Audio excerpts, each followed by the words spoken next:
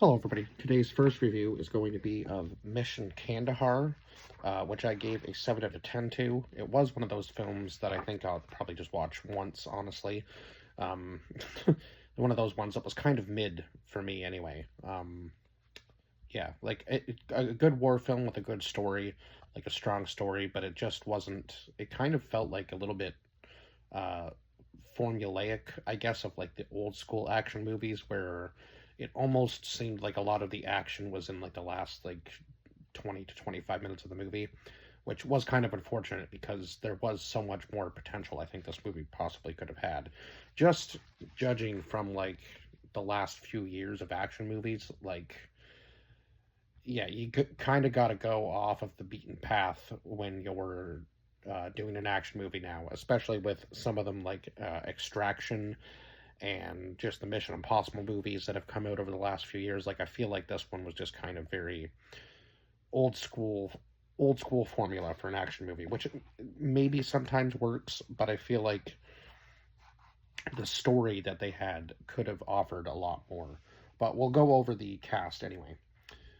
So Tom Rice Harris, who played Oliver Alterman, Gerard Butler, who played Tom Harris, Nina Toussaint White, who played Luna Kujai, Bador Foladi, who played Farzad Asadi, Naveed Nagalban, Nagabon, played Mohammed Mo Dowd. So throughout the movie, they just called him Mo, like he was supposed to be Tom's translator throughout the entire movie. Travis Fimmel, who was a nice addition to this movie, who played Roman Chalmers. Hakeem Joma, who played Razul, who was the leader of, I believe, a leader of one of the Taliban factions. I believe, anyway, he lived in a pretty small village and ends up being attacked at the end of the movie, and unfortunately, for him, killed. Just, you know, obviously, it doesn't really matter. War is war, right? Like, it's kinds of senseless for people to be dying over whatever they were dying for. I'm not even really sure at that point. I guess basically just this movie was more kind of for territorial purposes, really, than anything else. Obviously, other than the fact that they were trying to catch Tom for, being an undercover agent, like working with the CIA. Other than that, yeah, it was more like kind of you had like ISIS and the Taliban fighting for territory. So a lot of this is obviously based on like truth because, yeah, that's essentially what is happening over there right now, I do believe, and has been for years, right? Um, it just it's just crazy to kind of see it in a movie on the big screen, right? As you have this underlying story with Tom happening at the same time, right? So Ali Fazal, who played Kahil Nazir, who was some sort of agent working for the ISI. Um, he seemed to kind of not really be fond of his job, but yeah, it seemed like he kind of wanted out of where he was and a little taste of maybe some more Western culture. He kind of seemed like he wanted to travel around the world, sort of thing. Just, I think he just wanted a little bit of a vacation, a break from, the desert and everyday life, just kind of living, um, always looking over your shoulder, I guess, essentially, is what he was doing, right? Mark Arnold, who played Mark Lau, or Lowe, maybe, and then Corey Johnson, who played Chris Hoyt, and Ray uh, Haratian, who played Ismail Rabani, who was, I guess, I'm not really sure like what side he was on. I guess he wasn't really on a side, right? He kind of just, whoever was the highest bidder, he said he would take the side of that and just work with them. So now he was working with, um, I believe, I can't remember exactly what side he was working for, but whatever one it was, uh, ended up killing um, Mo's son. So yeah, he was obviously fairly upset that Tom, or yeah, that Tom had any like ties with him in the past. And of course, I guess he was using him when they were fighting. I believe they said Osama bin Laden's men. So clearly they had known each other for quite some time, because it seemed like Tom was a little bit obviously on the older side. I think they said he was in his 50s and still kind of uh, fighting the fight over there as like a lone soldier essentially at this point, and kind of just taking whatever missions he can. Um, so yeah, very interesting kind of story, I guess, with their cover being blown and having to get to Kandahar in order to be free again. So we start out in Qom, Iran, where two men are planting a device to look at an underground facility. So they're essentially trying to uh, look at this underground facility for all of the nuclear weapons that this facility has. And I guess the device is some sort of an explosive, so eventually it just levels the whole uh, nuclear plant or whatever that was there, right? Now, of course, what was it? Oh my God, why can't I think of her name now? It's gonna bug me. Um, Luna, Luna Kujai was a reporter and or a journalist, I guess. Luna Kujai, yeah. So I believe that, yeah, Tom's partner, like that was working with him, was trying to say, they were hired by the Ayatollah, and that they were just trying to get better internet in there, right, so that they could get out of there without being killed. Of course, eventually, a whistleblower from the Pentagon, pretty much, uh, kind of, um, well, he doesn't pretty much. He totally like blows the whole operation um, out of the water completely, and basically tells that the CIA is trying to uh, destroy these nuclear facilities, right? Um, which I don't understand why, if you were working on the American side, why you would be whistleblowing for the enemy. Essentially, that kind of seems like what he was doing. Now, again, this is all like just behind the scenes stuff, right? So I'm not really sure why he was trying to out them for that mission, but like I'm not sure what benefit he would be getting out of it. Maybe he was also kind of one of those ones that goes to the highest bidder, so maybe somebody else offered him more money and now he's just whistleblowing this operation. Again, I'm not really sure why he decided to do that. And of course, it seems like somebody is listening to her when she decides to make her call to another guy named Hans to get the report out, um, like on national TV, which is absolutely crazy.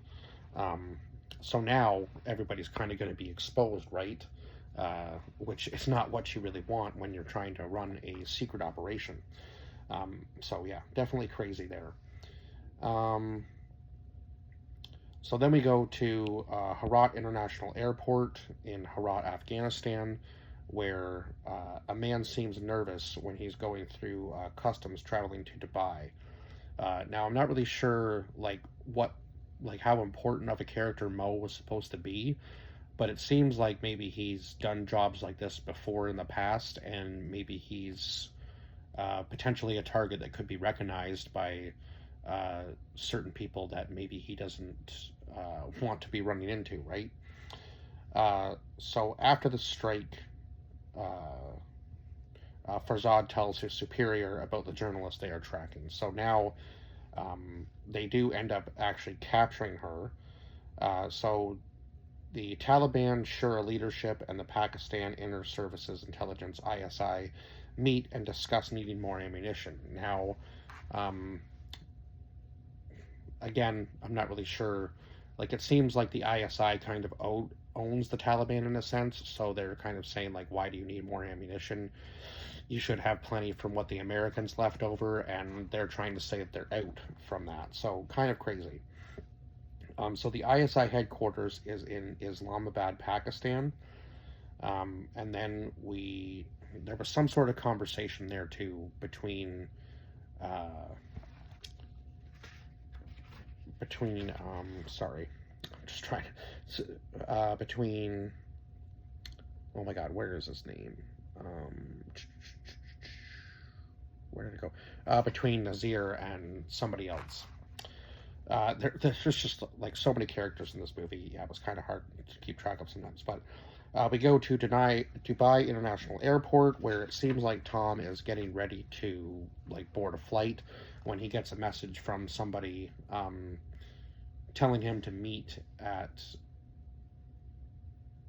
um, telling him a meet point over the phone. And at the same time, Luna has been kidnapped. So Roman, his friend, has this job for him. Now Tom is kind of skeptical. He doesn't really want to take the job, obviously, because he only has, I think, like 3 more days before he's leaving, or he was supposed to be leaving that day. But Roman tries to convince him to stay for 3 more days. Says that that's all the time the job will take. So the job is to shut down Iran's entire nuclear program. So I guess the blowing up of the blowing up of the facility was just kind of the start, and now he wants Roman to go in and I guess kind of complete the job. Essentially, is what he's asking him. So of course the news about the operation goes global, and now they're exposed. So of course uh, Roman's trying to find any way to get Mo and Roman, or to get Mo, to get Mo and Tom out of there safely. So then we travel to the Taliban village in Hemland, uh, Parain, Afghanistan. I want to say. I I hope I'm saying that right because I wrote that down very sloppily.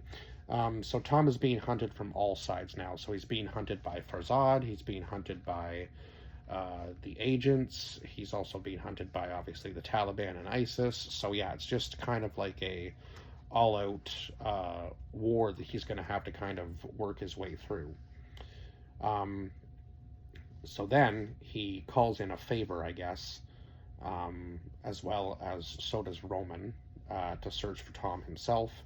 Of course, Tom calls in his own favor and goes to the Tajik militia camp in Farha province, Afghanistan. Tom meets with an old friend, Ismail. I think I'm saying that right? Yes. He meets with Ismail Rabbani, and then that's when Mo confronts him about killing his son. Again, as soon as they leave, Ismail like sells them out immediately, and they end up getting taken by the Taliban. And then, of course, when it seems like ISIS is attacking Rasul's village, Roman is with them. So I guess his like military buddies disguise themselves as ISIS and decided to just kind of move in um, on the village. I don't know whether Roman knew that Tom had been taken to that village or not, or whether he was just kind of hoping that Tom was there. Um, so yeah, again, his Afghan special forces friends had disguised themselves as ISIS.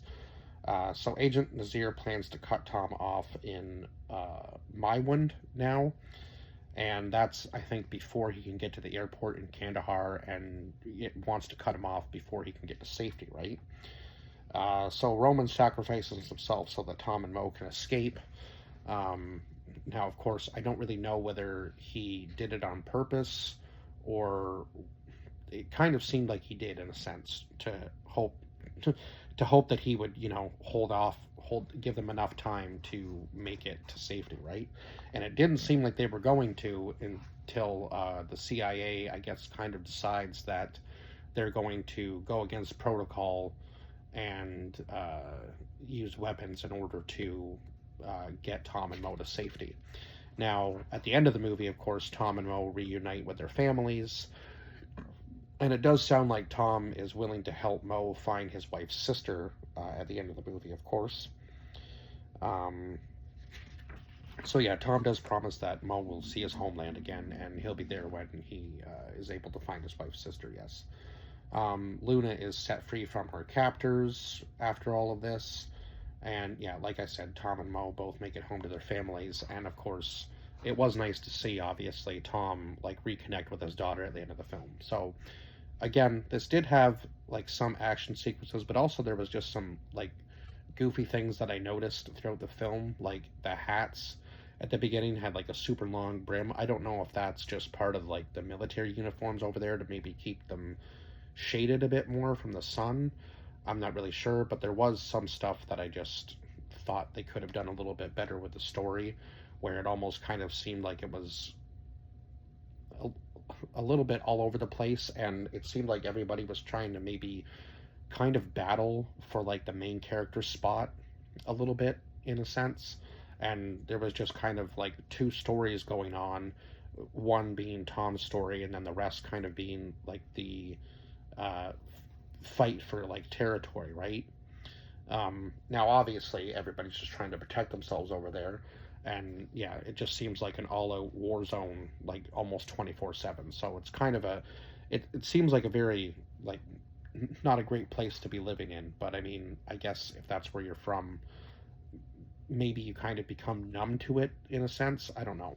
But yeah, not a bad movie, but not the greatest movie I've ever seen, especially one with Gerard Butler in it. Like, he's usually pretty top notch when it comes to his action films, but I think maybe the story writing was just a little off in this one. But other than that, I would say it's good for a one time watch. Like, it's an okay action slash war movie. So yeah, good for a one time watch, but I don't think I'll ever go back and watch it again. Anyhow, that's it for this review. I will see you guys in the next one. Bye bye for now.